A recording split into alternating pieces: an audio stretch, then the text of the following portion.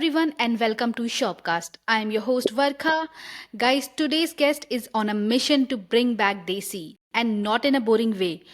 I've got Madhav, the founder of Rangrace Wear, one of the most loved ethnic wear brand on ShopDeps right now. Let's decode how he turned passion from Indian craftsmanship into a full-blown fashion movement. Let's go.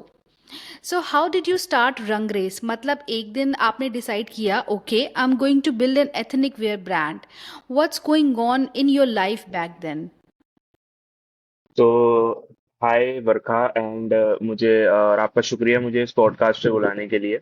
जैसा कि आपका question था कि हमने Rangrez wears क्यों start करा and why we open this ethnic wear brand. So हमारा जो लाइफ बैक देन थी हम बहुत नॉर्मल थे। एक्चुअली मेरा ये मॉम का ब्रांड है, मैं इसको मैनेज करता हूँ। मेरी मम्मी को बचपन से ही शौक था कि वो कपड़े बनाए और उनको बहुत ये फैब्रिक से इन चीज़ों का बहुत शौक था। लेकिन due to due to family reasons, due to some, हम भी छोटे थे तो वो नहीं कर पाई। उन्होंने बहुत पढ़ाई करी उस टाइम पे उन्होंने अच्छी खासी डिग्रीज ऑब्टेन करी, लेकिन फिर भी उनका जो एक पैशन होता है ना, एक जो मन में चीज होती है, वो अभी भी नहीं पूरी हो रही थी। तो उस टाइम पे मेरी मम्मी ने सोचा कि क्या होता कि अगर हम ये खोल लेते। तो मैंने कहा मैं यहाँ खोल लो, कोई दिक्कत नहीं है, मैं आपको सपोर्ट करूंगा, I will surely support you. तो उन्होंने कहा ठीक है फिर खोल लेते हैं। हमने प्लानिंग बनाई कि कैसे क्या होता है। हमने ये हम क्योंकि actually we we live near Chandni Chowk, तो Chandni Chowk is a big hub for fabric market. तो वहां पे फैब्रिक अवेलेबल था हमको, तो हमको ऐसा लगा नहीं कि हमको बहुत दूर जाना पड़ रहा है। तो हमने शुरुआत में फैब्रिक वहां से गैदर करा एंड फिर हमने अपने ही पुराने घर में, जो हमारा पुश्तैनी मकान है, हमने उसके ग्राउंड फ्लोर पे अपना एक छोटा सा मैन्युफैक्चरिंग हब खोला जहाँ पे हम फैब्रिक आउटसोर्स करते हैं एंड मेरी मम्मी का डिजाइन लैंग्वेज उसमें हम दिखाते हैं। एंड मम्मी जो डिजाइन करती हैं वो चीज, वो फैब्रिक जो उनको लगता है इस फैब्रिक पे सूट करेगा, वो बना के हमारे कस्टमर्स जो हैं उनको पसंद आता है तो वो बाय करती हैं। तो हमने ऐसे रंगरेज स्टार्ट करा था, जस्ट नॉर्मली स्टार्ट करा था। कोई ऐसा एक्स्ट्रा ऑर्डिनरी नहीं होता है कोई भी बिजनेस स्टार्ट करने में। जस्ट एक सोच होनी चाहिए, जस्ट एक थिंकिंग होनी चाहिए कोई भी चीज करने से पहले। It is not just about business, it is about every profession that is going on in India. तो जो भी चीज जो लोग कर रहे हैं उसके लिए सोचना बहुत जरूरी है। जब तक सोच नहीं होगी तब तक वो बिजनेस या कोई भी प्रोफेशन आप नहीं परस्यू कर पाओगे। तो मम्मी ने उस टाइम पे सोचा और उस सोच को इम्प्लीमेंट करना बहुत जरूरी है। अगर आप सोचते रह जाओगे तो कुछ नहीं होगा। अगर आप उस सोच को इम्प्लीमेंट कर लोगे, उस सोच को आगे बढ़ा लोगे, तो मुझे लगता है कि वो ही सबसे मेन पॉइंट है।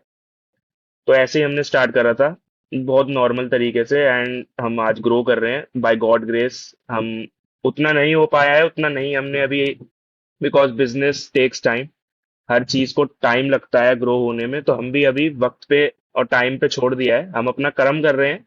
हम अपना ऑनेस्टी के साथ कपड़े बना रहे हैं और ऑनेस्टी के साथ हम सेल कर रहे हैं। धीरे धीरे बाय टाइम हम इसको और ग्रो करेंगे and by help of shop dips मुझे लगता है कि हम और आगे ग्रो कर पाएंगे। सो या, this is the first answer कि हमने क्यों डेफिनेटली स्टार्ट करा था।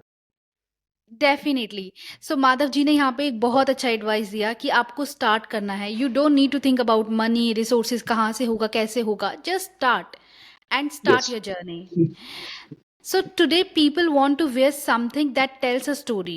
How do you keep Rangrace authentic without making it old school? हाँ, ये सच बात है कि आजकल के जो यूथ है, आजकल का जो पॉपुलेशन है, वो कपड़े के साथ एक स्टोरी को इमेजिन करते हैं।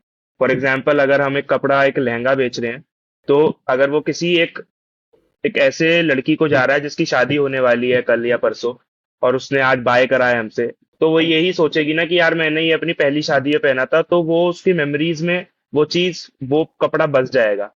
वो चाहे वो लहंगा दोबारा ना पहने, because lehenga is a one time product, not कि हम उसको बार बार पहन सके। लेकिन जब वो पहनेगी तो उसे याद आएगा दोबारा कि भैया यार ये मेरी शादी का लहंगा था। तो ये एथनिक वेयर जरूरी नहीं है लहंगे के साथ। एथनिक वेयर जो भी होगा वो हमेशा एक स्टोरी स्टोरी बताएगा, क्योंकि एथनिक वेयर जो है हमारा बहुत टाइम से चलता आ रहा है। हमारे रानियां पहनती थी, फिर रानियों के बाद हमने उसको आगे कैरी फॉरवर्ड करा है। और हम जब वो लेडीज जो पहनती हैं वो चीज उनके मन में बस जाती है। तो या मेरा ये मानना है कि जो भी एथनिक वेयर लड़कियां पहनती हैं, नॉट नॉट वुमेन बट जो मेन के भी जो कुर्ताज होते हैं, जो बहुत सारी चीजें होती हैं जो लड़के पहनते हैं, कुछ भी हो, वो एक स्टोरी टेल करनी चाहिए। क्योंकि सिंपल क्लोथ पहनने से, तो मैंने भी टी शर्ट पहन रखी है, लेकिन अगर इस टी शर्ट के साथ यादें जुड़ जाएंगी तो मुझे लगता है कि टी शर्ट की जो एक चार्म है ना, वो उभर कर आएगा। एंड जो आपका सेकंड क्वेश्चन था कि कितना डिफिकल्ट होता है क्वालिटी, ओ सॉरी, तो जैसा कि मैंने आपको पहले ही बताया था जब हम मिले थे, कि ट्रांसपेरेंसी बहुत जरूरी है। हाँ, होता है, बहुत चीजें डिफिकल्ट होती हैं, ऑथेंटिसिटी रखना बहुत मुश्किल होता है, लेकिन हाँ, ऑथेंटिसिटी के साथ मुझे लगता है कि एक ट्रांसपेरेंसी होना बहुत जरूरी है। ऑथेंटिसिटी तो हर कोई दे रहा है आज की डेट में। आज की डेट में आप वेबसाइट पे जाओगे तो यूजुअली डिस्क्लेमर्स होते हैं कि authentic fabric, 100% cotton, 100% silk. But जब वो कपड़ा आता है तो लोग डिसअपॉइंट हो जाते हैं बहुत ब्रांड से, कि भाई ये तो ओरिजिनल नहीं लग रहा है, ये थोड़ा सा मिलावटी लग रहा है, इसमें थोड़ा सा इशू है, मैं इसको रिटर्न कर देती हूँ। तो वो जो रिटर्न वाला थॉट आता है ना दिमाग में, वो एक कस्टमर और एक ब्रांड के बीच का रिलेशन खराब कर देता है।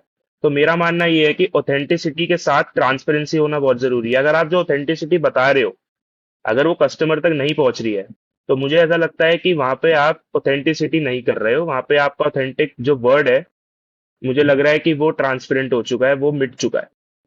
तो इसलिए ट्रांसपेरेंसी होना बहुत जरूरी है ऑथेंटिसिटी के साथ। ऑथेंटिसिटी आप बोल रहे हो लेकिन आप दे नहीं पा रहे हो, तो वो ऑथेंटिसिटी रही नहीं फिर। तो ऑथेंटिसिटी, हमारा मेन एम यही रहा है हमेशा से, ऑथेंटिसिटी हम देते हैं, लेकिन जब हमारा प्रोडक्ट जाता है ना, तो वो क्लेम जो हम कर रहे हैं वो उस पर फुलफिल होता है, वो उस पर खरा उतरता है। तो यहाँ यही मेरा कहना होगा कि हम ऑथेंटिसिटी के साथ ट्रांसपेरेंसी देते हैं। ऑथेंटिसिटी एक सेकेंडरी चीज हो जाती है मुझे लगता है एक ब्रांड के लिए, लेकिन अगर आप ट्रांसपेरेंट रहते हो ना अपने कस्टमर्स के साथ, तो मुझे लगता है कि that is more than enough कि आप एक कस्टमर और एक ब्रांड रिलेशन बिल्ड कर लेते हो। डेफिनेटली गाइस, सो ऑथेंटिसिटी के साथ transparency is a must have, क्योंकि आपको नहीं पता कि क्या फैब्रिक आपको मिलने वाला है। आपने ऑर्डर किया यस। ये सोच के कि 100% कॉटन है, ऑथेंटिक तो आपको मिलेगा, लेकिन ट्रांसपेरेंसी के साथ आपको मिलेगा कि वो कॉटन फैब्रिक लिखा है तो कॉटन ही आपको मिलेगा। So guys, you are working with artisans and traditional techniques. कितना डिफिकल्ट होता है क्वालिटी और स्केलेबिलिटी को बैलेंस करना? हाँ, हम artisan and traditional techniques, basically हम आर्टिजन के साथ काम नहीं करते हैं एक्चुअली। हमारा रहता क्या है कि हम जो फैब्रिक मंगाते हैं, जैसे हमको फैब्रिक पे कोई कढ़ाई चाहिए, तो बेसिकली हमको कढ़ाई वाला फैब्रिक मंगाते हैं जो कि कोई और कढ़ाई करता है। हम कह सकते हैं कि वो एक आर्टिसन है जो काम कर रहा है उस पे। लेकिन हम भी कोशिश करते हैं कि कुछ चीजें हम खुद से करें। जैसे कि जब आप हमारे उस पे विजिट करा था आपने, तो हमने आपको एक फैब्रिक दिखाया था जिसपे हमने खुद से काम करा था, खुद से हमने उस पे लाइनिंग दी थी, खुद से हाथों से करा था। तो कुछ चीजें हम कोशिश करते हैं कि खुद से करें। ट्रेडिशनल टेक्निक्स लाइक, बहुत सारी ट्रेडिशनल टेक्निक्स हैं जो हम नहीं कर सकते। अब मुझे याद नहीं आ रही हैं, कुछ टेक्निक्स हैं जैसे इकत फैब्रिक होता है। इकत फैब्रिक जो होता है उस पे जो प्रिंट होता है वो हम खुद से नहीं कर सकते, वो बहुत ट्रेडिशनल टेक्निक है, वो पुराने टाइम से चलती आ रही है।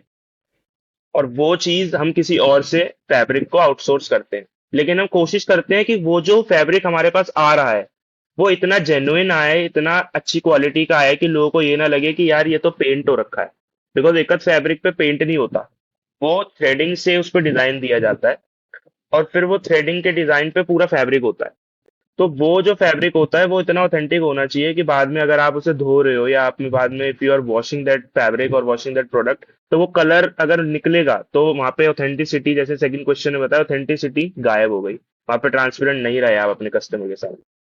यस। तो हम ट्रेडिशनल टेक्निक्स के साथ काम करते हैं।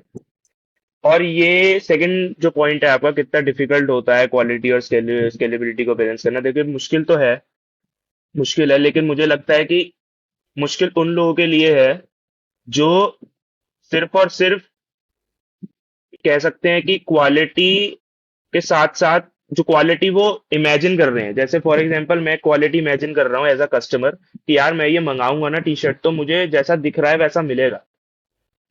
तो जब मेरे पास ये थॉट आता है कि उसकी क्वालिटी इतनी अच्छी होगी या उसकी क्वालिटी इतनी बेहतर होगी, लेकिन अगर मेरे पास वो कपड़ा नहीं आता, तो वहां पे एक टेंशन बन जाती है कस्टमर के दिमाग में। और ऐसा ऐसा उन लोगों के साथ भी हो सकता है, जैसे हमारा ब्रांड है, हमने एक प्रोडक्ट बनाया है जो हम 100% कॉटन कह के बेच रहे हैं, लेकिन फॉर एग्जांपल किसी कस्टमर को सेटिस्फाई नहीं हुआ, वो कुछ और इमेजिन करके बैठा था उस प्रोडक्ट के लिए। जैसे मैंने जो एक टी शर्ट मंगाई, फॉर एग्जांपल मैंने टी शर्ट मंगाई, और इस टी शर्ट पे लिखा है कि 100% पॉलिएस्टर की है ये, लेकिन जब ये मेरे पास आई तो मुझे ऐसा लगा यार पॉलिएस्टर नहीं लग रहा, मेरे को थोड़ा और गिरी हुई क्वालिटी का फैब्रिक लग रहा है। तो वहां पे ये टेंशन आती है, क्योंकि हम कस्टमर को फुल्ली सेटिस्फाई नहीं कर सकते कभी भी, चाहे हम कितना भी अच्छा ब्रांड हो जाए, कोई ना कोई कस्टमर इस दुनिया में रहेगा जो हमसे डिससेटिस्फाई होगा। तो हाँ, बहुत मुश्किल होता है क्वालिटी और स्केलेबिलिटी को एक एकजुट रख के रखना, लेकिन हाँ हम कोशिश कर रहे हैं, हम धीरे धीरे उसको सुधार रहे हैं। बाय गॉड ग्रेस अभी तक हमारे पास कोई कंप्लेंट्स नहीं आई है हमारी क्वालिटी को लेके। तो जैसी हमारी क्वालिटी और जैसी हमारे कस्टमर बेस बढ़ेगा, उस हिसाब से हमारी स्केलेबिलिटी बढ़ती है।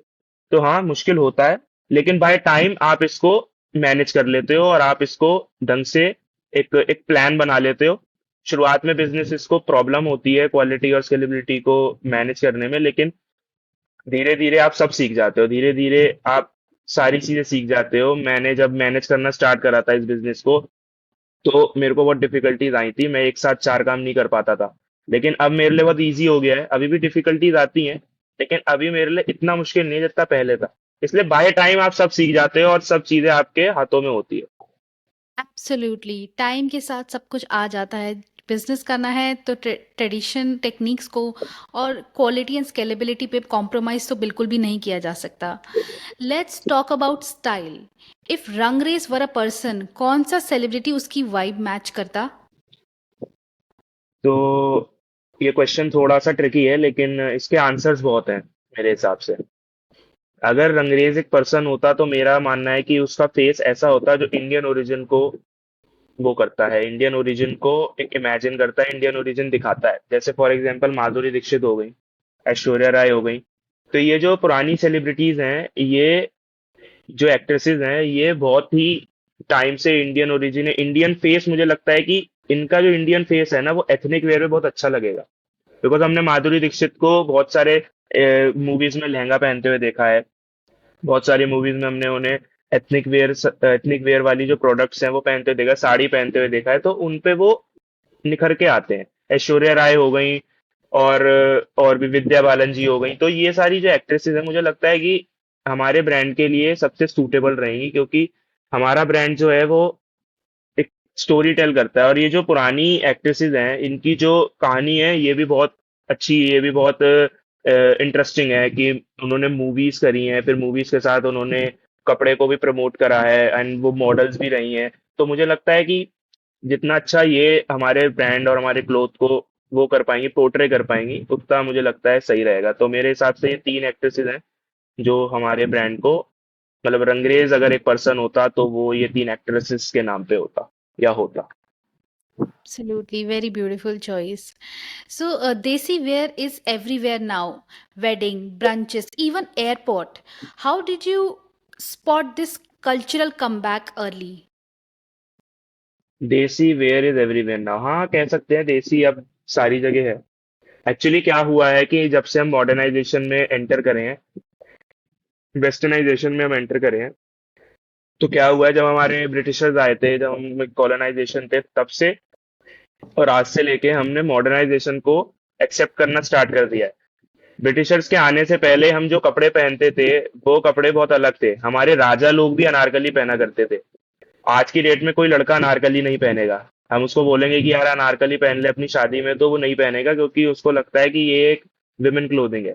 लेकिन हमारे राजा, संभाजी महाराज जी हो गए, शिवाजी महाराज जी हो गए, तो ये सारे जो राजा राजा जो थे, वो अपने टाइम पे अनारकली पहनते ही युद्ध करते थे, तो अनारकली पहनते थे। तो ऐसा नहीं है कि आज हम देसी बहुत टाइम से है, आज की बात नहीं है कि हम आज से देसी हैं। तब तो लड़के भी पहना करते थे, बल्कि आज देसी कम होता जा रहा है, बिकॉज मॉडर्नाइजेशन आ चुकी है। मॉडर्नाइजेशन के चक्कर में हमने फ्यूजन स्टार्ट कर दिए हैं, हमने ड्रेसेस पहनना स्टार्ट कर दिए, बिकॉज ब्रिटिशर्स आए थे तो वो एक थॉट दे गए हैं हमको, वो हमको एक एक सोच दे गए हैं। वो सोच भी जरूरी थी, क्योंकि टाइम बाय टाइम हमको ये सोच अपने आप आ जानी थी, जरूरी नहीं है कि ब्रिटिशर्स लाए। बट अगर ब्रिटिशर्स हमारे इंडिया पे या हमारे इंडिया पे कंट्रोल नहीं करते, तो मुझे लगता है तब भी ये चीज हमारे मन में आनी थी कि हमको ड्रेसेस पहननी है, हमको टी शर्ट्स पहननी है, हमको शर्ट्स पहननी है। शर्ट्स तो हमने सोचा भी नहीं था कि हम कभी बनेगी पुराने टाइम के लोगों को, पुराना हम तो अभी आए हैं। मेरे दादाजी जो थे वो कहते हैं कि हमारे टाइम पे तो वो चलती थी, बेल बॉटम पैंट्स कहते हैं जिन्हें, वो चलती थी। तो आज की डेट में बेल बॉटम पैंट्स वापस आ रही हैं क्योंकि लोगों को वो अच्छी लग रही है, लोगों को वो वो एक कहता है ना कि एक आंखों में उभर रही है। तो हाँ, देसी आजकल सब जगह, लेकिन विद अ ट्विस्ट।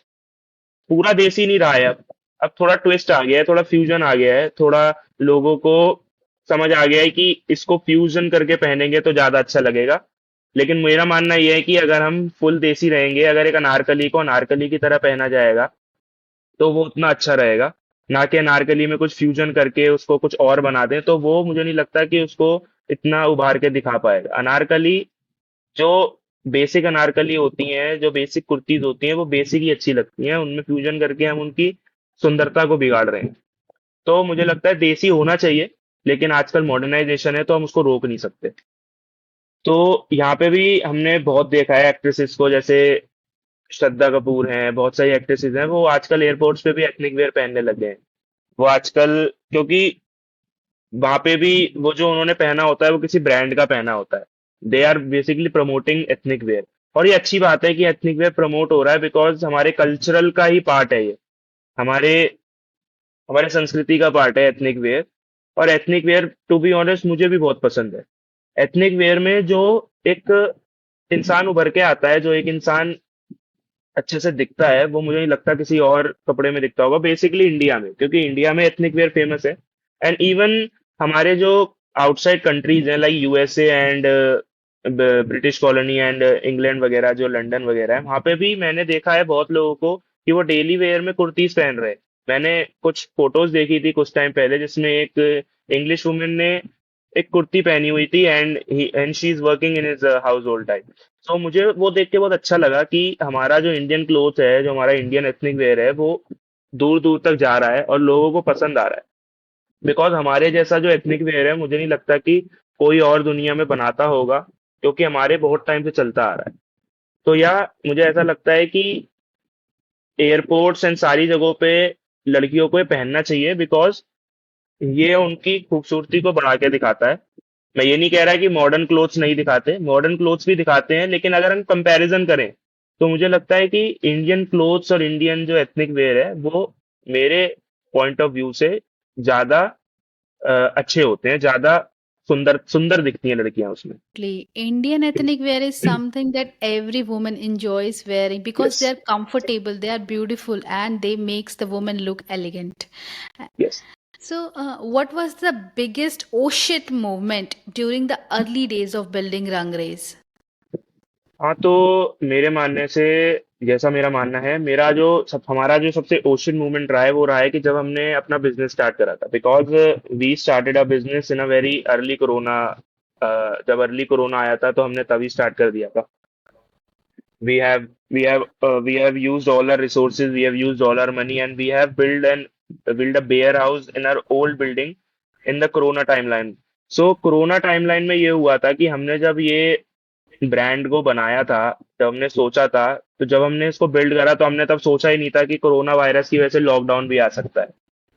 तो जब अब हमने ये बिजनेस स्टार्ट करा था, तो after 4 days lockdown happen. Lockdown आ चुका था, तो हमको अपने बिजनेस को बंद कर, बिकॉज बिजनेस बंद नहीं हुआ था, बेसिकली बिजनेस को हमें रोकना पड़ा क्योंकि लॉकडाउन आ गया था, हम बाहर नहीं निकल सकते थे। तो मुझे लगता है उस टाइम पे हम थोड़ा ब्रेक डाउन हो गए थे कि यार अभी तो स्टार्ट करा था हमने, एंड हमको फिर बंद करना पड़ रहा है।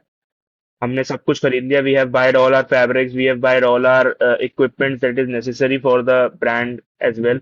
एंड हमने वो चीजें सारी रख ली थी, लेकिन उसके बाद जब लॉकडाउन आया तो हम टूट गए थे। हमको लगा कि यार बताओ, एक होता है ना कि जब हमने एक सीढ़ी पे पैर ही रखा है और वो अगर पहली सीढ़ी टूट जाए तो दूसरी सीढ़ी पे पैर रखने का मन नहीं करता, क्योंकि हमें डर लगता है कि यार ये दूसरी सीढ़ी भी टूट जाएगी। तो वही चीज हमारे साथ हुई। जब हमने पहली सीढ़ी पे पैर रखा तो वो टूट गई, तो हमको दूसरी सीढ़ी पे पैर रखने में थोड़ी सी हेजिटेशन हो रही थी। हमने जब दोबारा अपना ब्रांड कोरोना के बाद स्टार्ट करा तो हमें ये लगा कि यार अब कुछ और ना आ जाए जिसकी वजह से हमें ब्रांड, लेकिन हमने स्टार्ट करा दोबारा। हमने दोबारा कोरोना वायरस के लॉकडाउन जब खत्म हुआ उसके बाद हमने दोबारा अपने ब्रांड को रीबिल्ड करा। एंड उसके बाद हम चलते जा रहे हैं आज की डेट में। एंड हमें कोई रुकावट नहीं है। हाँ, ऑब्स्टिकल्स आते हैं, छोटे छोटी दिक्कतें आती हैं, लेकिन अगर आप बड़ी दिक्कतों से निकल जाते हो तो छोटी दिक्कतें बहुत ही छोटी लगती हैं। हम कोरोना वायरस के इतने हार्श टाइम से निकल के जब हम यहाँ पहुंच गए हैं, तो मुझे लगता है छोटी छोटी चीजें जैसे कि सेल ना आना, जैसे कि पूरे महीने कुछ प्रॉफिट ना होना, लॉस में जाना, ये सब चीजें बिजनेस का पार्ट है। और मुझे लगता है कि अगर ये नहीं होंगी तो बिजनेस में मजा नहीं आएगा। Loss is a part of life. Her profession का पार्ट है लॉस, और लॉस जब तक नहीं होगा तब तक आप सीखोगे नहीं। सीखना तभी है जब आपके साथ कुछ ऐसी चीज होती है जो आपके फेवरेबल कंडीशन में मैच नहीं कर रही। मैं आज बैठा हूं यहाँ पे, एंड सडनली एक अर्थक्वेक आ जाता है और ये बिल्डिंग हिलने लग जाती है, एंड मुझे डर लगता है कि यार क्या करूं क्या ना करूं। लेकिन अगर मैं रेडी रहूंगा, अगर मुझे ये माइंड में ऑलरेडी रहेगा कि यार ऐसी चीजें भी हो सकती हैं दुनिया में, और इसकी वजह से हमको हार्म भी हो सकता है, तो मैं उसके लिए रेडी रहूंगा। तो बेसिकली यही मेरा ओशिड मूवमेंट रहा है, लेकिन हम उससे बाहर निकल गए। ये बाय गॉड ग्रेस, हमने हमें गॉड ने शक्ति दी, भगवान ने शक्ति दी कि हम इससे बाहर निकल जाएं। एंड हम उससे बाहर निकले और आज हम अपना ब्रांड चला रहे हैं, and it is going well now. Yes, that's the God grace that you are doing well now. So losses होते हैं तो वो सीखने का टाइम होता है. That's a very good बिल्कुल। advice. So आजकल का फास्ट फैशन का जमाना है. How do you balance speed with quality? तो आजकल फास्ट फैशन का जमाना है, ये मैंने माना, लेकिन आजकल फास्ट फैशन के साथ जो है ना, ऑथेंटिसिटी का जमा, क्योंकि पहले जो लोग थे ना वो क्वालिटी नहीं देखते थे। पहले लोगों के पास कपड़े भी कम होते थे, पहले लोग कपड़ा कम पहनते थे, बिकॉज हमारे पुराने टाइम में जो हमारे एंसेस्टर्स थे, जो हमारे पुराना जो हमारा जो एक सिविलाइजेशन थी, वो कपड़े ही नहीं पहनती थी। बेसिकली दे वोर leaves and plants on their body. तो फास्ट फैशन का जमाना है, माना मैंने, लेकिन फास्ट फैशन के साथ ऑथेंटिसिटी और क्वालिटी देना बहुत जरूरी है। फास्ट फैशन तो फास्ट तो दुनिया है, देखो आज की डेट में इकोनॉमी भी बढ़ रही है, आज की डेट में खर्चे भी बढ़ रहे हैं, डिमांड बढ़ रही है, पेट्रोल के प्राइस बढ़ रहे हैं, डीजल के प्राइस बढ़ रहे हैं। फास्ट तो हमारी इकोनॉमी है। इकोनॉमी के बेसिस पे फैशन बढ़ रहा है। फैशन ऐसे बढ़ रहा है कि कपड़े वही हैं, स्टाइल वही है, बस उनमें फ्यूजन हो चुका है, उनके प्राइस बढ़ चुके हैं, तो हम उनको फास्ट फैशन कह रहे हैं। बेसिकली फास्ट फैशन नहीं है, एक्चुअली हम इवॉल्व कर गए हैं थोड़ा सा। फैशन वही है। एंड अगर मैं ये कहूं कि how do you balance speed with quality, तो स्पीड विद क्वालिटी का मेरा ये आंसर रहेगा कि क्वालिटी, वही वाला आंसर मेरा कि क्वालिटी के साथ transparency. And speed in the sense मैं ये सोच रहा हूँ कि स्पीड वो हो गई कि आप कितना जल्दी ग्रो कर रहे हो। तो देखिए, ग्रो जल्दी नहीं होता, मेरा मानना ये है, ग्रोथ हमेशा स्लोली होती है। इकोनॉमी भी, इंडिया की इकोनॉमी भी धीरे धीरे ग्रो हुई। ऐसे भी एक कोई क्लोथिंग ब्रांड होता है या कोई भी एक्सेट्रा ब्रांड होगा, वो धीरे धीरे ही ग्रो करेगा, वो एकदम से ग्रो नहीं करेगा, वो एकदम से स्पीड अप नहीं होगा। स्केल एकदम से नहीं होता। जैसे कि आज मैं अगर 10,000 की सेल कर रहा हूँ, तो मेरे को ये नहीं सोचना चाहिए कि मेरी अगले दिन 20,000 की हो जाएगी, अगले दिन का 5,000 की ही हो आपकी। लेकिन अगर आप वो 10,000 के बाद 5,000 की सेल पे डिसहार्टन नहीं होते हो, अगर आप वहां पे दुखी नहीं होते हो, तो तब आप एक बिजनेसमैन या बिजनेस वुमेन बन जाते हो। क्योंकि आपको फर्क नहीं पड़ना चाहिए कि आप आज 10,000 कमा रहे हो और कल 5,000 कमाओगे, और आपको दुख हो गया कि यार कल तो 10,000 कमाया था, आज 5,000, मेरा मेरा ब्रांड ही अच्छा नहीं है, मेरा ये वाले थॉट्स नहीं आने चाहिए आपके दिमाग में। जब आपने पहले दिन अपना ब्रांड खोला था, या मैंने अपना, या मम्मी ने अपना अब जो ब्रांड खोला है, अगर वो अगले दिन ये सोचने लगे कि यार अभी तो सेल नहीं आई, एक दिन में कुछ नहीं होता। एक दिन में तो एक प्लांट को भी ग्रो होने में टाइम लगता है, उस पे पहले लीव्स आती हैं, फिर उसमें फ्लावर्स आते हैं, देन वो फ्लावर एक फ्रूट में बदलता है, और फिर वो फ्रूट एक मीठा फ्रूट होता है या कड़वा, ये आपकी किस्मत पे डिपेंड करता है।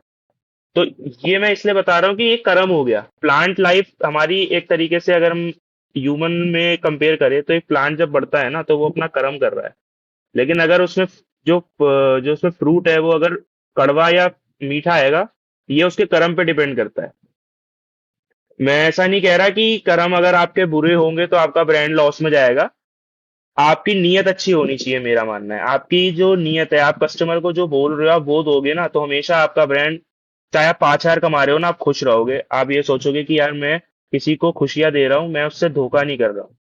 तो यार, क्वालिटी के साथ स्पीड एंड स्पीड के साथ ट्रांसपेरेंसी, ये तीन चीजें अगर आपके ब्रांड में होगी, विद ऑनेस्टी विद लॉयल्टी, तो मुझे लगता है आपके ब्रांड को कोई नहीं रोक सकता। एंड उसमें भी टाइम लगेगा। ऐसा नहीं है कि आपके पास ये तीनों चीजें हैं तो आप अगले दिन लाखों की सेल कर लोगे। आपको विद इन, आपको ईयर्स भी लग सकते हैं, आपको ईयर से ज्यादा भी लग सकते हैं, लेकिन आपको वहां पे डिमोटिवेट नहीं होना। अगर आपको वहां पे डिमोटिवेट नहीं होना, आपको वहां पे अपने आप को मोटिवेट करना है और आगे बढ़ते चले जाना है। So let's get real. Ethnic wear is beautiful, but many find it comfortable. How are you designing clothes that are both stylish and wearable? हाँ, तो एथनिक वेयर जो है वो ब्यूटीफुल है, ये तो मैं पहले बोल चुका हूँ। But many find it uncomfortable because होता क्या है कि अनकंफर्टेबल वो इसलिए लगता है क्योंकि जो एथनिक वेयर होता है वो कभी कभार ऐसे फैब्रिक से बना होता है जो इच करता है। जैसे Hmm. सिल्क हम जब पहनते हैं तो वो थोड़ा चुभता है पहनने में। कॉटन पहनते हैं तो वो थोड़ा सा हैवी लगता है बॉडी को। थोड़ा सा कह सकते हैं कि उसमें थोड़ा सा ऐसा लगता है, जब स्वेट आता है तो वो थोड़ा हैवी हैवी लगने लग जाता है, तो वो अनकंफर्टेबल हो जाता है। तो बेसिकली हमारी जो स्टाइल लैंग्वेज और जो हमारी वो है, वो हमारा डिपेंड करती है कि आप उसको कैसे बना रहे हो, आप उसको किस तरीके से उसको मैनेज कर रहे हो। कि मैं डिटेल में तो नहीं बता सकता बिकॉज मैं मैनेज करता हूँ। My mom knows very well कि वो कंफर्टेबिलिटी कैसे देती हैं। लेकिन मैंने जितना उनसे बातें करी हैं, उनको समझा है, वो प्यार से बनाती हैं कपड़े को। जब वो प्यार से बनाया जाएगा तब कंफर्टेबिलिटी अपने आप आ जाएगी। मेरा मानना ये है। जब आप जल्दी में करोगे चीजें, जल्दी में तो देखो हर चीज बिगड़ती है। तो मेरी मम्मी हमेशा यही कहती है कि मैं ना प्यार से कपड़े बनाती हूँ। कंफर्टेबिलिटी डिपेंड करती है कि इंसान उसको किस तरीके से देख रहा है कपड़े को। जैसे फॉर एग्जांपल मैं आपको एक अनारकली सेल करूं, अगर आपको वो कंफर्टेबल नहीं लग रही है तो आप वो वापस कर दोगे। लेकिन वही सेम चीज मैं किसी और को दूंगा with the same body weight, with the same same figure of girl, तो उसमें वो लड़की को क्या पता वो कंफर्टेबल लगे। तो ये तो बहुत सब्जेक्टिव हो गया कंफर्टेबिलिटी की जो क्वेश्चन है। लेकिन हाँ, ये कह सकते हैं कि अगर आप प्यार से अपनी कोई भी प्रोडक्ट बनाओगे, चाहे वो कपड़ा हो, चाहे वो कोई भी चीज हो, तो वो हमेशा कंफर्टेबल रहेगी। वो हमेशा एक स्टोरी टेल करेगी कि यार इसमें एक एक थ्रेड जो है ना, मैंने अपने प्यार से लगाया है। मैंने इसमें कोई गलत चीज नहीं करी कि कल को ये कोई पहने तो ये फट जाए या फिर ये अनकंफर्टेबल ना लगे। हम कोशिश करते हैं कि ये अनकंफर्टेबल ना रहे, लेकिन पॉपुलेशन हमारी इतनी बड़ी है कि 1% लोगों को ये अनकंफर्टेबल लग सकता है। बिकॉज इंडियन पॉपुलेशन को सेटिस्फाई करना, आपको ही पता है, थोड़ा मुश्किल है। तो यार, हम तो प्यार से बनाते हैं कपड़े, तो हमारे हिसाब से वो कंफर्टेबल रहते हैं। एंड स्टाइलिश तो, स्टाइल लैंग्वेज तो हमारी हमेशा से ही हमारा वो रही है कि हमको हमारा स्टाइल बेसिक है। हमारा स्टाइल जो है वो एक्स्ट्रा ऑर्डिनरी नहीं है। जैसे आपने देखा होगा बहुत सारे कपड़े जो होते हैं वो थोड़े से चटक मटक होते हैं, लेकिन लेकिन हम कोशिश करते हैं कि वो जो कपड़े हैं वो थोड़े से बेसिक रहे। हम बेसिक स्टाइल लैंग्वेज फॉलो करते हैं, ना कि हम ऐसी स्टाइल लैंग्वेज फॉलो करते हैं कि जो चटक मटक रहे। चटक मटक भी हम बनाते हैं, जैसे थोड़ा शाइनी हो गया, थोड़ा थोड़ा बॉर्डर लगा दिया, थोड़ा, वो हमारी एक अलग स्टाइल लैंग्वेज है। वो हम कम बनाते हैं, लेकिन हम कोशिश करते हैं हमारा बेसिक स्टाइल रहे, बेसिक हमारा सब कुछ रहे, क्योंकि जनता को बेसिक पसंद आता है। हाँ, मैंने माना बहुत पॉपुलेशन थोड़ी सी वैसी वाली भी है जो थोड़ा थोड़ा चटक मटक, थोड़ा सा होता है ना, थोड़ा कलरफुल चीजें पसंद करती है। लेकिन हमारी जो ऑडियंस है, हम जो ऑडियंस टारगेट करते हैं वो हमारे बेसिक है, एंड हम बेसिक स्टाइल लैंग्वेज ही फॉलो करते हैं। तो या, this is the answer. So let's get real. If I am a new founder listening to this, what's one marketing hack that worked surprisingly well for you? के लिए हमने बहुत सारे marketing hack try करे हैं, लेकिन हमारे लिए जो सबसे ज्यादा वर्क करा है वो हम कह सकते हैं कि इन्फ्लुएंसर मार्केटिंग, मुझे लगता है कि बहुत बेसिकली बहुत ज्यादा हमें हेल्प करता है। बिकॉज आप उसमें एक इन्फ्लुएंसर को आप अपना कपड़ा दे रहे हो, अपना प्रोडक्ट दे रहे हो, एंड उसके बाद वो उसको पहन के बेसिकली ही और she making a video, and वो हम अपनी ऑडियंस को दिखा रहा है या दिखा रही है। तो वहां पे होता क्या है कि एक ट्रस्ट बनता है कि यार इतना बड़ा इन्फ्लुएंसर मेरे कपड़े, अगर ये कपड़ा पहन रहा है तो ये ऑनेस्ट होगा, बिकॉज आज ब्रांड खुला है, कल जो पॉपुलेशन है, कल जो इंडियन सिटीजन है वो उसको ट्रस्ट नहीं करेगा। आप भी नहीं करोगे, मैं भी नहीं करूंगा, मैं क्यों खरीदूंगा? हमको ये लगेगा यार आज खुला है, क्या पता फेक हो, क्या पता स्कैम हो, वगैरह वगैरह। तो जब हम इन्फ्लुएंसर्स को अपने कपड़े देते हैं तो वहां पे एक ट्रस्ट बन जाता है ऑडियंस के अंदर। तो मुझे लगता है ये मार्केटिंग हैक मेरे लिए काम करा है। ये सेल पर्सपेक्टिव से इतना अच्छा नहीं है, ये अवेयरनेस पर्सपेक्टिव से हो सकता है, सेल भी आ सकती है, लेकिन मुझे ऐसा लगता है कि ये अवेयरनेस देता है, एक ट्रैफिक देता है कि आप अवेयर हो जाओ कि ये ब्रांड भी है आज इंडिया में, एंड आप इसके कपड़े भी ट्राई कर सकते हो। लेकिन सेल सेकेंडरी हो जाती है, पर प्राइमरी गोल इज अवेयरनेस। आप अवेयरनेस दिखा सकते हो, क्योंकि अवेयरनेस ही नहीं होगी अगर लोगों के अंदर आपके ब्रांड को लेके, तो वो बाय ही नहीं करेगा। तो मुझे लगता है ये मार्केटिंग हैक मेरे लिए सरप्राइजिंगली वेल मेरे को करा है, एंड आपको भी ये इस्तेमाल करना चाहिए। And this is answer. Absolutely, guys. So, influencer marketing is something that you should consider for your business. So, moving on to the next, how important is storytelling in fashion? You sell kurtas, but you are really selling a vibe. That's right. Basically story telling का मतलब ये है कि आप जब एक धागे को, एक धागा आपने सुई में डाला और उस धागे से एक पूरा कपड़ा बना दिया, तो ये एक स्टोरी है। जैसे मैंने आपको एक प्लांट का बताया था कि वो धीरे धीरे ग्रो करता है और उसमें फिर फ्लावर्स आते हैं, उसमें फ्रूट आते हैं, तो ये एक स्टोरी है। उसको प्लांट, हम कहते हैं ना कि वो एक लिविंग ऑर्गेनिज्म है, हम उनकी भाषा नहीं समझ पाते, ना हम उनको समझ पाते कि वो क्या कर रहे हैं, लेकिन अंदर ही अंदर उन्हें लगता होगा यार मैं यहाँ से यहाँ पहुंच गया, यहाँ से यहाँ पहुंच गया। तो ये एक स्टोरी है उसके लिए, ये एक उसके लिए एक वो है जो उसे याद रहेगा कि यार मेरे पे फूल आया, मेरे पे फल आया। तो यही ऐसा ही फैशन में रहता है। जो ब्रांड ओनर होते हैं वो अपने कपड़े से बहुत अटैच होते हैं, बिकॉज उन्होंने उनको, क्योंकि उन्होंने उसको बहुत प्यार से बनाया होता है, उन्होंने उसको बहुत अपने दिलो जान से बनाया होता है, और उसके साथ एक स्टोरी अटैच होती है कि वो एक धागे से लेके उन्होंने उस कपड़े को एक जान दे दी, वो अब कोई पहनेगा और फिर उसके साथ वो स्टोरी कंटिन्यू रहेगी। तो मुझे लगता है स्टोरी टेलिंग बहुत जरूरी है फैशन में। एंड अगर आप स्टोरी टेल करोगे या स्टोरी बताओगे कि ये कपड़ा ऐसे बना है, मैं यहाँ से फैब्रिक लाई, फिर मैंने इस फैब्रिक को इस तरीके से डिजाइन करा, तो लोग ज्यादा ना उससे वो कर पाएंगे, अटैच रहेंगे कि यार कितना प्यार से इस ब्रांड ओनर ने कपड़ा बनाया है, इसको तो मैं जरूर खरीदूंगी, एंड ये मेरे पे अच्छा लगेगा बिकॉज इसके साथ एक कहानी जुड़ी है, एंड इस कहानी को मैं कंटिन्यू करूंगी या करूंगा जो भी वो कपड़ा खरीदता है। हाँ, वाइब कह सकते हैं। हम जब कुछ भी सेल करते हैं, कुर्ता नहीं या अनारकली या कोई भी हम प्रोडक्ट जो सेल करते हैं, उसके साथ वाइब अटैच होती है। वाइब इन द सेंस कि हर किसी के लिए वाइब जो होती है वो अलग हो सकती है। फॉर एग्जाम्पल, मैं कोई गाना सुनूंगा जो आपके वाइब के साथ मैच नहीं होगा, या आप जो गाना सुनोगे मेरे वाइब के साथ मैच नहीं होगा। तो हमारी जो वाइब होती है वो बहुत पर्सनल होती है, बहुत सब्जेक्टिव होती है। जरूरी नहीं है कि जो अनारकली मैंने किसी को सेल करी वो ही अनारकली किसी और के वाइब के साथ मैच होगा। वाइब पर्सनल होती है, और अगर वो अनारकली आपके वाइब के साथ मैच हो रहा है ना, तो मुझे लगता है कि फिर आपको किसी की राय की जरूरत नहीं है। फिर आपको वो पहनना चाहिए, और फिर आपको ये नहीं पूछना चाहिए कि ये मुझ पे अच्छा लग रहा है या नहीं। अगर आपको शीशे में खड़े होकर ये लग रहा है ना कि यार मैं बहुत अच्छी लग रही हूँ, मेरे वाइब के साथ ये मैच हो रहा है, तो मुझे लगता है कि that is more than enough कि आप वो पहनो, और आप वो उसमें आप अच्छे ही लगोगे, अगर आप सेटिस्फाई हो कि ये मेरे ऊपर अच्छा लग रहा है। तो यहाँ हम वाइब सेल करते हैं, लेकिन वाइब के साथ वो चीज सब्जेक्टिव हो जाती है। हर किसी की वाइब हमारे से मैच नहीं कर सकती, लेकिन जिनकी करती है वो, फिर उनको सवाल नहीं करना चाहिए कि हम अच्छे लग रहे हैं नहीं लग रहे। आप अच्छे ही लग रहे हो, और आप अगर रंगरेज वेयर पहनोगे तो आप अच्छे ही लगोगे, ये मेरा कहना है। Absolutely. And guys, you can find the Rangre's collection on shopdips.com.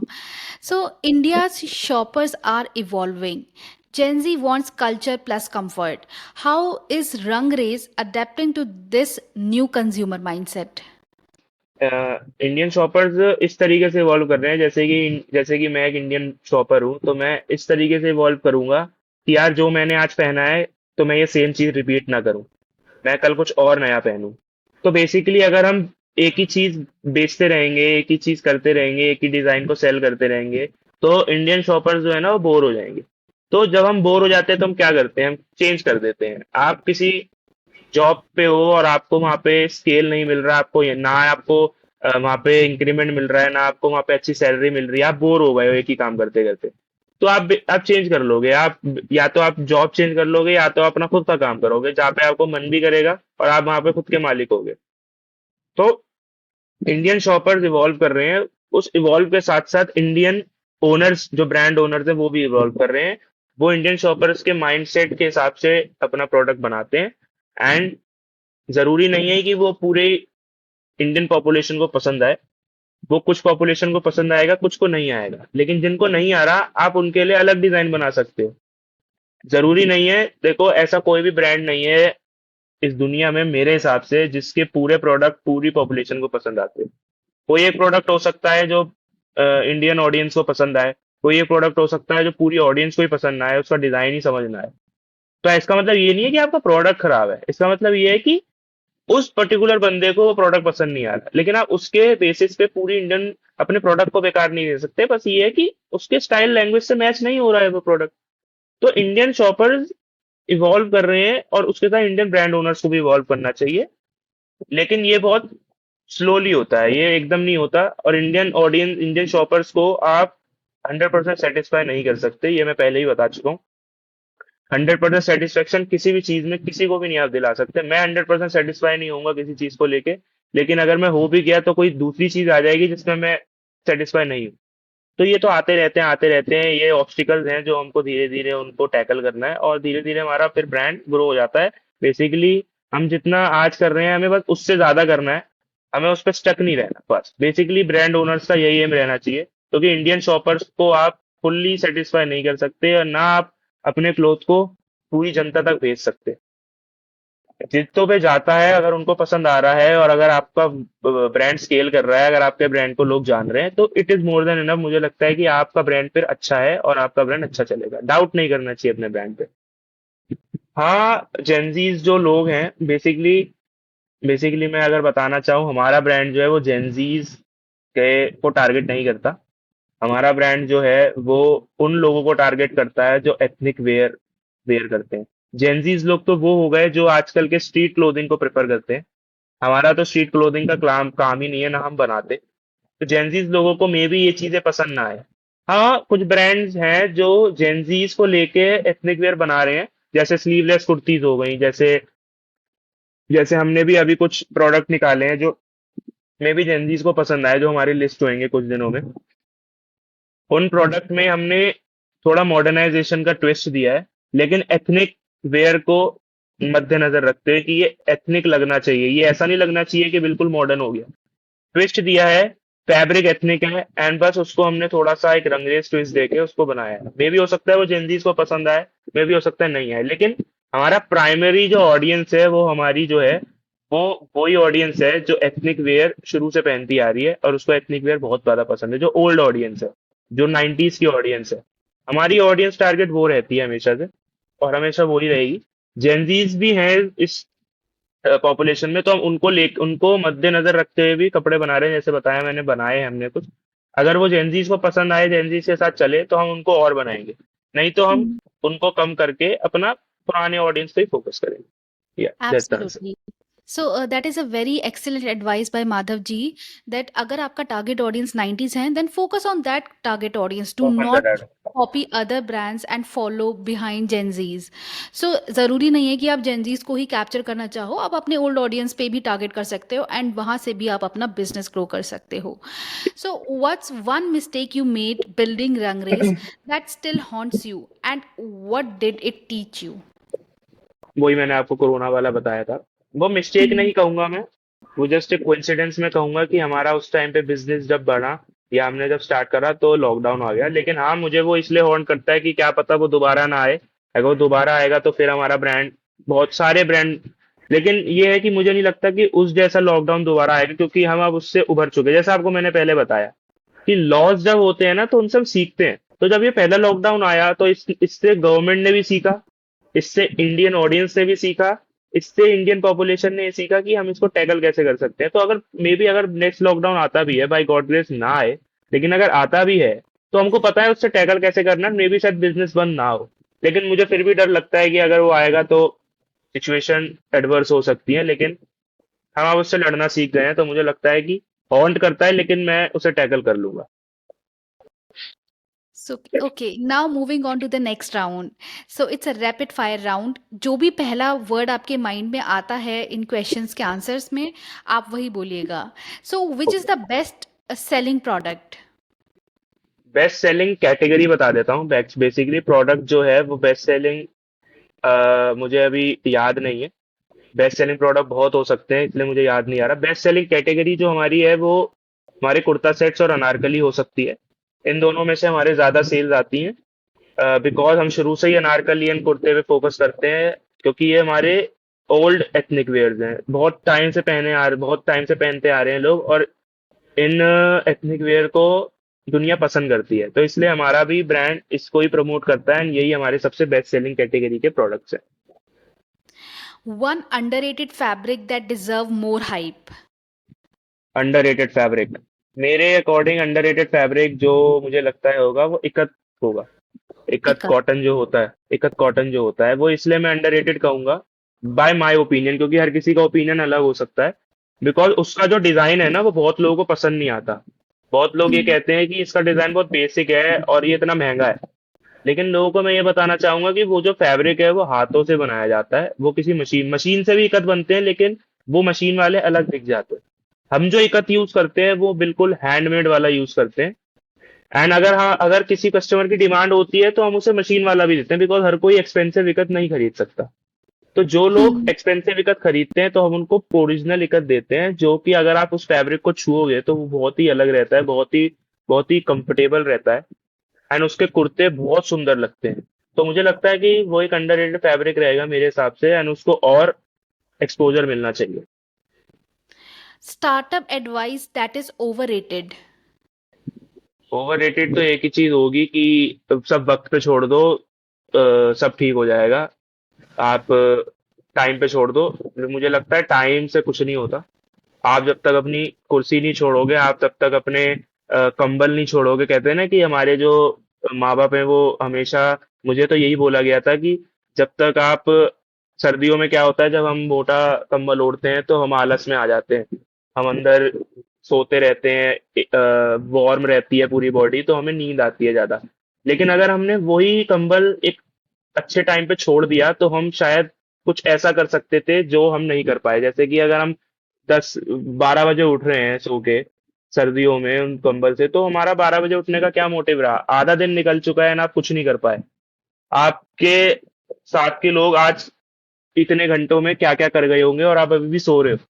तो मुझे ऐसा लगता है कि वक्त कुछ नहीं करता, वक्त होता है, लेकिन वक्त भी उन्हीं की मदद करता है जो खुद की मदद करते हैं। कहते हैं ना, भगवान भी उन्हीं की मदद करते हैं जो खुद की मदद करते हैं। तो Yes. मुझे लगता है कि हमें कर्म करना चाहिए। कृष्ण जी ने भी भगवत गीता में बोला था कि कर्म करोगे तो फल मिलेगा। अगर आप कर्म ही नहीं करोगे तो आपको फल कैसे मिलेगा? आप पेड़ Absolutely. पेड़ पे एक फल लगाए, अगर आप उसे देखते रहोगे तो वो आपके पास नहीं आएगा। आपको पेड़ चढ़ना पड़ेगा और आपको फल तोड़ना पड़ेगा, तभी आपको उस फल की अहमियत पता लगेगी। और आप उस फल को खाने से पहले 2 बार सोचोगे, यार मेरी मेहनत से मैंने तोड़ा है, इसको मैं रख लेता हूँ, कुछ किसी और दिन खाऊंगा, अभी खत्म नहीं करता। तो मुझे लगता है कि वक्त वाला जो डायलॉग है, जो ज्यादातर लोग बोलते हैं कि वक्त पे छोड़ दो, बहुत ओवररेटेड है। काम करना पड़ता है, ये कलयुग चल रहा है। It's a transforming country. हमको वक्त के साथ आगे बढ़ना है, ना कि वक्त पे छोड़ देना है सब कुछ। वक्त तो चलता रहेगा, वक्त किसी के लिए नहीं रुकता। लेकिन अगर आप ही रुक जाओगे वक्त के लिए तो वक्त क्या करेगा फिर? आपको तो काम करना है ना, आपको तो उठना है। आप शॉप डिप्स चला रहे हो, अगर आप यही सोचोगे कि यार वो तो चल जाएगी वेबसाइट, मैंने तो ब्रांड को जोड़ दिए हैं, अब वो ब्रांड कर लेंगे।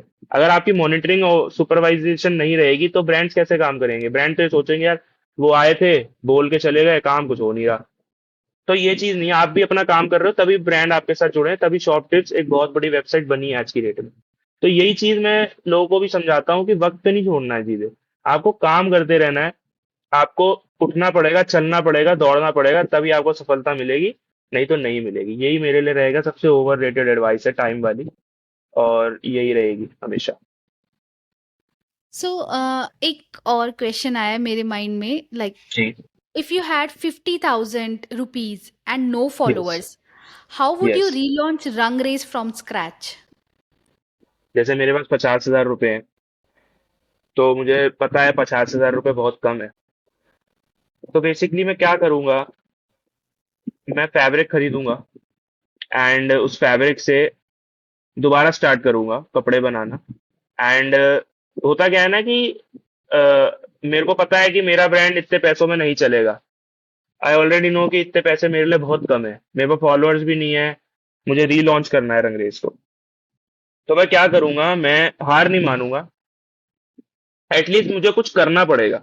मैं ये नहीं कह रहा कि मैं 100% सक्सेसफुल होऊंगा, कि मैं 50,000 रुपये लगाऊंगा और मेरा ब्रांड स्केल अप कर जाए, लेकिन कोशिश करने वालों की कभी हार नहीं होती। ये डायलॉग मैंने बचपन से सुनता आ रहा हूँ और मुझे लगता है कि ये सच है, कि अगर मेरे 50,000 रुपए हैं और अगर मैं उससे कुछ करना चाहूँ, तो मुझे लगता है क्या पता कि मेरा ब्रांड 50,000 में चल जाए। अगर मैं यही सोचूंगा कि यार नहीं चलेगा नहीं चलेगा, तो मुझे ऐसा लगता है कि वो चीज बहुत दिक्कत देगी। अगर आपके 50,000 रुपये, आपके पास कुछ तो है, बहुत लोगों के पास तो कुछ भी नहीं है, तो वो ब्रांड चला रहे हैं। आपके 50,000 रुपये या 50,000 में फैब्रिक खरीद सकते हो, उससे 10 कुर्ती बना सकते हो, और फिर वो 10 कुर्ती को सेल कर सकते हो, आपके पास पैसा आएगा, फिर उन पैसे से और कुर्तियां बना सकते हो। तो धीरे धीरे ही सब कुछ होता है, जैसा मैंने आपको पहले बताया, धीरे धीरे ही ग्रोथ होती है। मनी मैटर नहीं करती, मैटर करता है मोटिव, मैटर करती है आपकी जिद। किसी भी चीज के लिए जिद होना बहुत जरूरी है, जिद नहीं होगी ना तो आप कुछ नहीं कर पाओगे। 50,000 रुपए हैं, नो फॉलोअर है, लेकिन मेरी अगर जिद है ना कि मुझे अपना ब्रांड बनाना है, मेरा ब्रांड बंद हो गया है, मेरा ब्रांड मुझे दोबारा रीलॉन्च करना है, किसी मेरे पास पैसे भी कम है, तो मेरे पास रास्ते भी आएंगे। मैं लोन ले सकता हूँ, मैं अपने रिलेटिव से पैसे मांग सकता हूँ कि मेरे को ब्रांड बनाना है। जब तक आप जब तक आप एक्सप्लोर नहीं करोगे, आप बैठे रहोगे कि यार नहीं हो पाएगा, 50,000 रुपए मैं बैंक में रख लेती हूँ, हाउस वाइफ बन जाती हूँ, या मैं काम नहीं करूंगी, या कोई लड़का हो जिसका ब्रांड हो वो कहे कि नहीं मैं तो जॉब करने चले जाता हूँ, बिजनेस तो चल ही नहीं रहा मेरा, तो ऐसे नहीं चलता है। हाँ, मैंने माना कि डिमोटिवेशन आ जाती है ऐसी सिचुएशन में, लेकिन वहीं से तो निकलना है आपको। वही चीजें तो टैकल करनी है। बिजनेस में तो यही चीजें होती हैं कि आप डिमोटिवेट हो गए, हर सिचुएशन में आप डिमोटिवेट हो गए। मैं आज बैठा हूँ, कल मैं डिमोटिवेट हो जाऊंगा अपने बिजनेस को लेके कि भाई ये अच्छे से नहीं चल रहा है, लेकिन अगले दिन मैं मोटिवेट हो जाऊंगा क्योंकि मेरे पास सेल आ जाएगी। तो ये जो चीज है ना, ये बहुत कंटिन्यूटी के साथ रहनी चाहिए। आप मोटिवेट रहो, आप अपने ब्रांड को चलाओ। ज्यादा से ज्यादा क्या होगा, मैं तो ये कहता हूँ लोगों को, ज्यादा से ज्यादा क्या होगा, ब्रांड बंद हो जाएगा। ज्यादा से ज्यादा क्या होगा, आप घर पे बैठ जाओगे। लेकिन एटलीस्ट आपने कोशिश करी, एटलीस्ट आपने ट्राई करा, और आपने ये हिम्मत दिखाई ट्राई करने की, या आपने हिम्मत दिखाई कि मैं कुछ करूंगा या करूंगी। ये चीज बहुत बड़ी है, और अगर आपने ये कर लिया तो मुझे लगता है कि आप आगे जाके स्केल ही करोगे। और अगर आपने जिद बना ली तो मुझे नहीं लगता कि आपको कोई रोक पाएगा। तो 50,000 और नो फॉलोअर मेरे लिए मैटर नहीं करते, मेरे लिए मैटर करती है जिद। जिद है तो 50,000 क्या, मैं 5,000 में ही बिजनेस खड़ा कर दूंगा। So, what do you think about collaboration with ShopDeps? Collaboration with ShopDeps हमारे लिए बहुत अच्छा रहा है। बेसिकली अभी हमने शॉपडिप्स पे अभी ही कुछ दिनों पहले ही हमने उनके साथ स्टार्ट करा है, लेकिन अभी तक हमारा जो उनके साथ जो ऑब्जर्वेशन रहा है, उनके साथ जो मिलना रहा है, वो बहुत अच्छा रहा है। आप लोग बहुत हेल्पफुल हो, आप ब्रांड को लेके सोचते हो कि ये जो स्मॉल ब्रांड्स हैं ये स्केल अप करें, एंड उससे आपको भी एक फायदा होता है कि आपको लोग जानते हैं कि आप कितने अच्छे ग्राउंड पे काम कर रहे हो, छोटे ब्रांड्स को मौका दे रहे हो, एंड वो छोटे ब्रांड्स भी आपकी वेबसाइट पे लिस्ट करके उनको भी फायदा होता है, बिकॉज दे अर्न मनी।